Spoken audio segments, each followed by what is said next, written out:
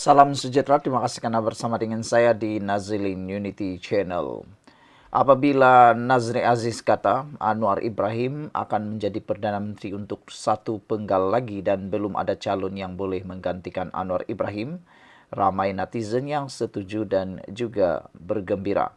Walau bagaimanapun, yang paling tak gembira ialah Perikatan Nasional kerana mereka sudah tahu betapa susahnya mereka untuk menumbangkan Anwar Ibrahim dengan gabungan Barisan Nasional Pakatan Harapan yang akan berkekalan. Hari ini disahkan Perdana Menteri yang ke-11 adalah senada harapannya dengan Nazri sama macam harapan kerajaan, kata Zahid. Bermaksud Zahid merestui apa yang disebut oleh Nazri Aziz. Dapat dilihat bahawa kerjasama antara Barisan Nasional dan Pakatan Harapan ada cahaya di hujung terowong yang bakal meneruskan kecemerlangannya. Baik, saudara-saudara sekalian, apa yang menariknya tentang isu ini ialah ini menunjukkan bahawa Timbalan Perdana Menteri pertama, Datuk Seri Zahid Hamidi, sekali lagi membuktikan kepimpinan yang matang dan penuh strategi apabila secara terbuka menyatakan sokongan padu kepada Perdana Menteri ke-10 Anwar Ibrahim untuk terus menerajui negara bagi penggal yang akan datang. Dalam dunia politik yang penuh kejutan, langkah Zahid ini menjadi satu tamparan buat mereka yang masih berharap kerajaan perpaduan sedang goyah. Sebagai Presiden UMNO dan pengerus CBN, Zahid menunjukkan bahawa beliau bukan sekadar bermain politik biasa. Beliau seorang yang bijak dalam memastikan kestabilan dan kemakmuran. Dengan pengalaman luasnya, Zahid menyedari bahawa Malaysia perlukan kesinambungan kepimpinan yang kukuh, bukannya percalonan politik yang mengorbankan rakyat demi kuasa.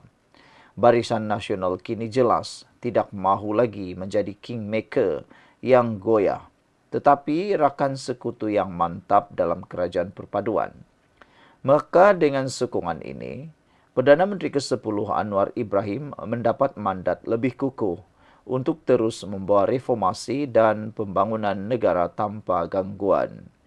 Satu mesej jelas kepada lawan politik ialah kerajaan ini bukanlah kerajaan sementara.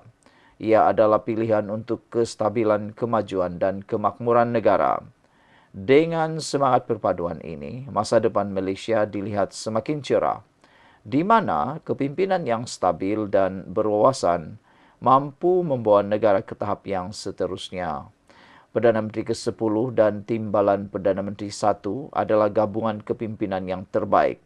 Terima kasih Datuk Seri Zahid Hamidi, kata Friends of Pakatan Harapan PH Gerak Harapan di Facebook.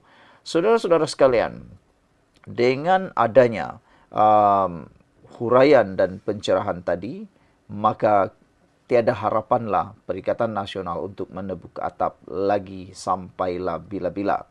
Kedudukan Anwar sebagai Perdana Menteri untuk penggal kedua dilihat berada dalam keadaan yang selamat apabila UMNO berpandangan ahli Parlimen Tambun itu perlu kekal menerajui negara selepas PRU 16 nanti.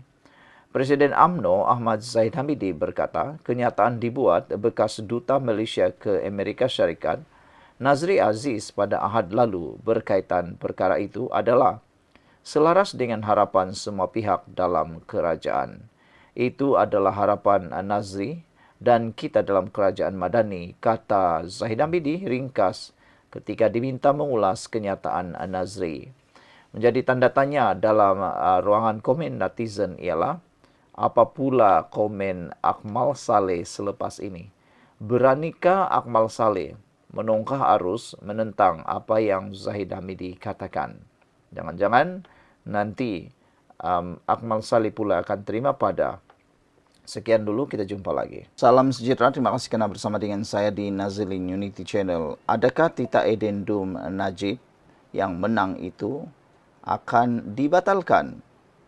Ini apabila akhirnya pihak peguam negara berjaya mendapatkan izin rayuan dan akan didengar pada 24 Mac ini. Ini pastinya satu berita yang pasti menggusarkan Najib dan pasukannya. Mahkamah Persekutuan menetapkan 24 Mac untuk mendengar permohonan Peguam Negara bagi izin merayu terhadap keputusan Mahkamah Rendah bahawa Najib Razak boleh memulakan prosiding semakan kehakiman berkait baki hukuman penjara bawah tahanan rumah. Timbalan pendaftar Wan Fatimah Zahara, Wan Yusuf turut memerintahkan pihak-pihak memfailkan afidavit dan hujahan bertulis sebelum 10 Mac. Peguam Kanan Persekutuan Ahmad Hanir Hambli mengesahkan perkara itu ketika dihubungi FMT. Awal bulan ini, Peguam Negara turut memfailkan sijil perakuan segera untuk pendengaran kes itu. Beliau memfailkan 6 isu perundangan untuk dipertimbangkan Mahkamah Persekutuan dalam usaha mengenepikan keputusan majoriti Mahkamah Rayuan pada 6 Januari lalu. Mengikut Seksyen 96 Akta Mahkamah Penghakiman 1964, izin hanya akan diberikan jika isu perundangan atau perlembagaan baharu melibatkan kepentingan awam akan dibangkitkan. Dalam kenyataan, pejabat Peguam Negara berkata, permohonan itu dibuat memandangkan percanggahan dalam tafsiran undang-undang oleh panel 3 hakim Mahkamah Rayuan. Perkara ini menimbulkan keperluan untuk mendapatkan kepastian dan undang-undang yang jelas oleh Mahkamah Persekutuan, katanya. Mahkamah Rayuan memberi izin kepada Najib untuk memulakan prosiding semakan kehakiman bagi memaksa kerajaan melaksanakan titah edendum dikeluarkan Agong terdahulu, membolehkannya menjalani baki tempoh penjara bawah tahanan rumah. Hakim Firuz Jafril dan Azhari Kamal meramli memutuskan dapatan Mahkamah Tinggi bahawa afidavit Najib adalah berdasarkan keterangan dengar cakap, tidak lagi boleh bertahan berikutan. Keterangan baharu dikemukakan bekas ahli parlimen pekan itu. Mereka berkata Najib memperoleh salinan titah edendum itu daripada Sultan Pahang yang juga yang di Pertuan Agong ke-16 susulan prosiding di Mahkamah Tinggi pada Julai.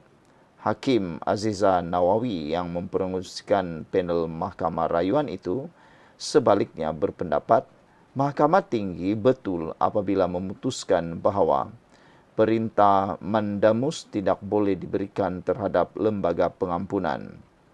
Aziza berkata, tiada peruntukan undang-undang yang boleh membuatkan lembaga berkenan mengesahkan atau mendedahkan kewujudan perintah pengampunan termasuk edendum berkenan.